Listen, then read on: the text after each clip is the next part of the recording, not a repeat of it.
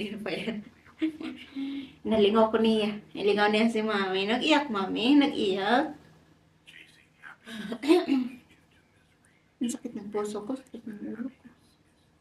Ano nangyayari, Felix? Ano nangyayari sa atin, Lex? Ba't tayo nagkaganito, Lex? Gusto niya yung ganyan siya ba? Gusto niya yung ganyan yung ganyan. Kubuto niya yung hair. You like it? Masalis kasi yun sa kanya, sa kapal ng buhok niya eh. Ayan o, hindi siya tinatablan. Hindi ka tinatablan, no? Ang kapal ng buhok mo. Oh, atut Ang punta yung daddy niya dito, ay, kinagat niya. Ay, nangyari sa'yo? Ay, kinagat niya, ayaw niya tigilan. Awa! Alalix! Hindi ito lagi ba? Lagi mag-bite, lagi sakit. Sige. Ano? No! Don't do that! Don't do that! It's me! Just do me! Dito. Yan mo. Alala? Oh, lagi. Ala! Matakot ako sa'yo. Huwag yung mag-ano yung tinga niya. Matakot ako sa kanya. Maldita! Na, sige. Awayin ko ni mo na. Daghan na mo. Awayin din na. Hindi naman nang awin. Daddy niya. Nang iwan lang. Hindi man nang away. Hindi nang away ang daddy niya. Nang iwan lang. Oh my goodness. Tingnan nyo guys yung aking ano. Nalingaw na ako kung sarili ba. Maya may iyak na naman ako. Kaya ngayon, kung medyo yung parang magaan siya, pero kapag medyo magaan siya, okay siya yun. Nililift up ko siya.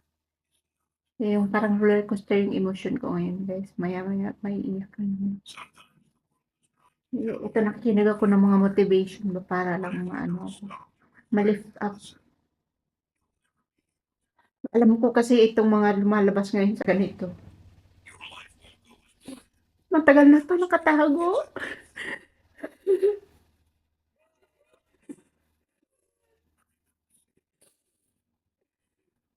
Kasi nagpapaka-strong eh.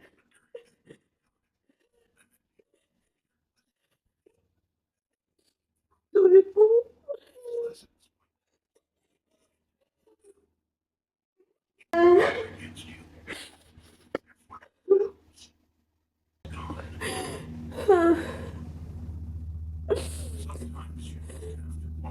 Ganun pala. No? Ngayon, parang ngayon ko lang din kasi nalilern itong mga to. Sanay kasi ako na nagsusurprise ng emosyon. Sinasantabi na kung maniningil yan pagdating ng araw. 10 years, 15 years later, sisinginin, babalik yan. Maiipon. Kaya pala yung hindi mo alam saan nanggagaling yung anxiety mo. Yan pala yun, yung mga excess baggage na dala mo na hindi mo alam. Mga emosyon na hindi mo na-process ng tama. Ayun, magiging baggage siya emotionally. Ko ito inaano sa mga tao na makita yung ganitong kalagayan ko. Kasi 'di ba?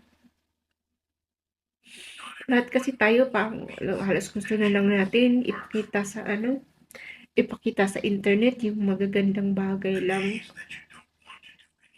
Paano ang nangyayari tuloy yung iba na medyo tingin nila lamang o daw mas mababa sila, parang lalo silang mai-insecure kasi feeling nila ang ganda-ganda ng buhay ng ibang tao.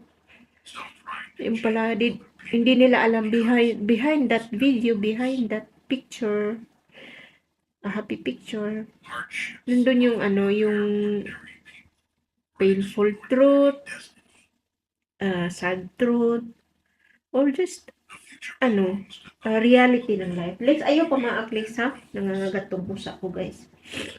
So yan, kaya ko siya ngayon dinodocument ito. Actually, gusto ko kasi itong balikan. Gusto ko itong balikan pag na-overcome ko na itong na to. Itong time na ito. Napaka siya, very painful siya na process, pero it can be beautiful kasi hindi mo ma-appreciate yung ganda ng buhay, yung mga bagay-bagay kung hindi ko pagdadaanan yung hirap. At the same time, to remind myself later to set boundary, to choose people.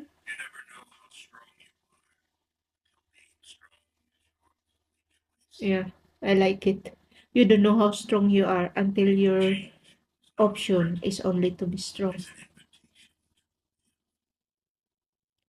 Alam nyo guys, kasi kapag hanggat hindi natin, ito kasi you decide to heal. I decided to heal myself kasi napagod na rin ako.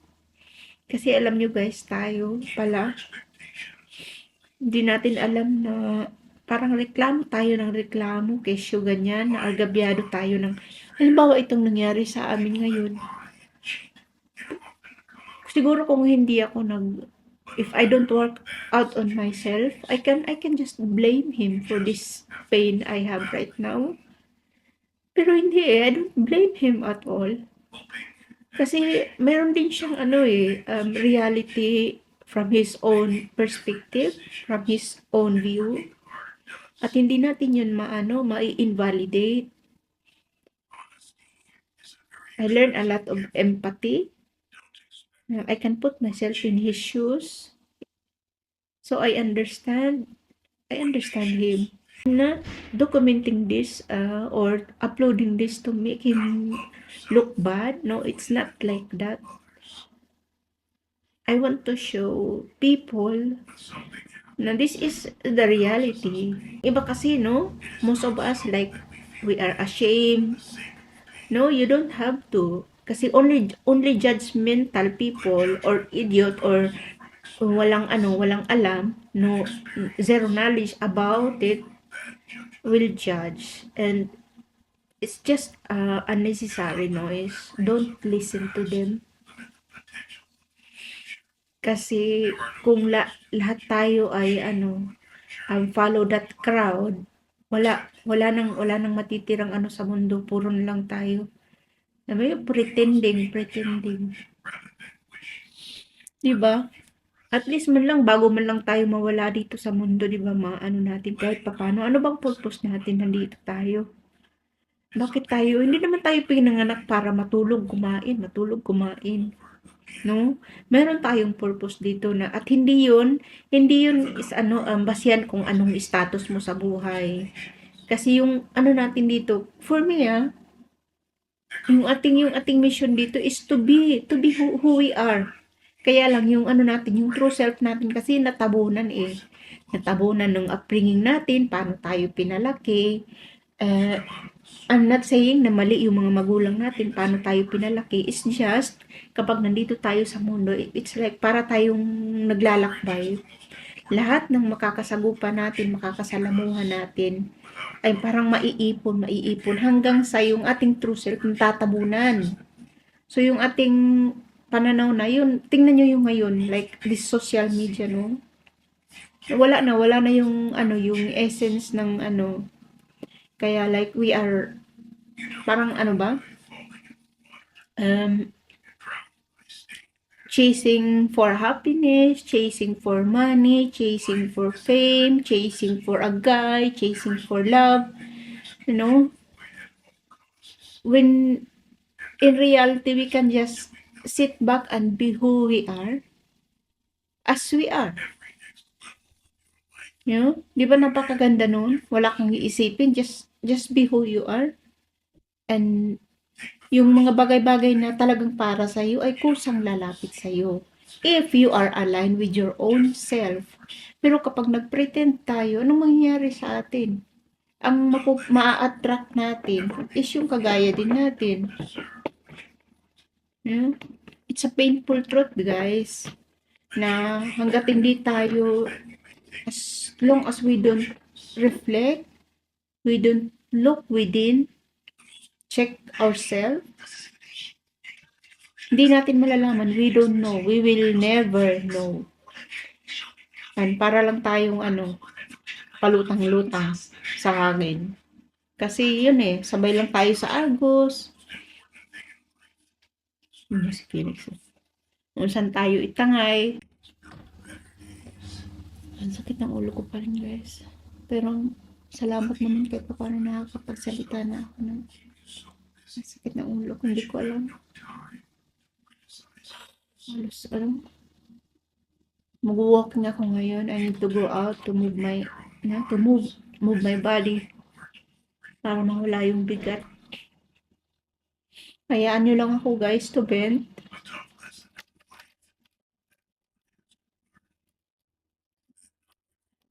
Buti na lang may kasama ako dito. Oh. Nadidistract tuloy ako pagka when I'm just on my head, like thinking, overthinking. Salamat ako nadidistract ako ni Felix. Ayan, oh. He's the best gift he got for me. I'm so thankful. Kaya lang naawa ako sa kanya. Alam nyo guys, sa pinagdadaanan ko ngayon,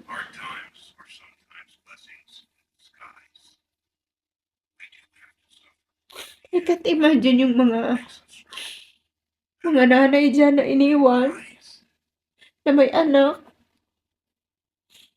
I can't imagine the pain. At saka, saludo ako sa mga magulang na ganun, na they survive para sa kanila mga anak. Kasi ito, kanina habang tinitingnan ko si Felix, habang nakaupo ako, nagkakape ako, si Felix nakatingin lang sa akin. Parang he knows what happening. He just look at me from here. Nandun siya sa kanyang sa pintana. Tapos nakatitig lang siya sa akin. Tapos nung tinitingnan ko siya, naawa ako sa kanya. Parang, di also, hindi ko alam eh. Pasensya na ngayon. So ngayon kasi yung gusto kong ilabas lahat kay positive or negative na feeling ko na nararamdaman ko kasi I cannot mask naman talaga kung negative yung nararamdaman ko. Ilalabas ko lang siya ngayon kasi alam ko naman it will pass. Yung emosyon na to lilipas din. So yeah, gusto kong ikwento sa inyo, no? Parang naawa ako sa kanya ba na feeling ko parang na-abandon na pati siya. Kasi alam ko affected siya. Kahit pusa lang siya, alam ko affected siya. Wala. Nagsusorry lang ako. Ako ba? Ano ba? Hirap, no? So, wala kang lang matawagan. Kasi actually, yung mga tao naman din kasi wala namang pakialam eh. Walang pakialam. In this world, we have to survive.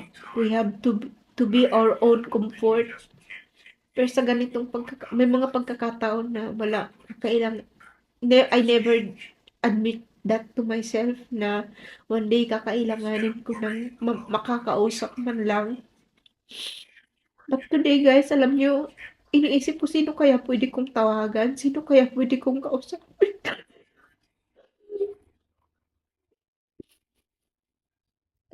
And then, I realized, nobody cares. At the end of the day, nobody cares. Kasi yun sila, may mga, it's not me na they really don't care. It's just may mga, may mga sarili silang laban sa buhay na hinaharap. And they are not on your shoes. So, baka lalo kang baka pag nag-reach out ka, o ma-judge ka pa, alam mo yun, normal naman din sa atin yun, di ba? Matakot tayo sa mga judgment. O ma-judge ka pa, kasi hindi mo rin din sila masisisi kasi they are not in your shoes. They don't know what you are going through. So, baka may masabi lang na mas lalong sa'yo, magpa-down. Yan. Yeah. Bakit ba ako nagsasalita ngayon na parang I'm inspiring you all? I'm inspiring to inspire you. Ni sarili ko nga guys, tingnan niyo yung itsura ko, hindi ko ma-lift up.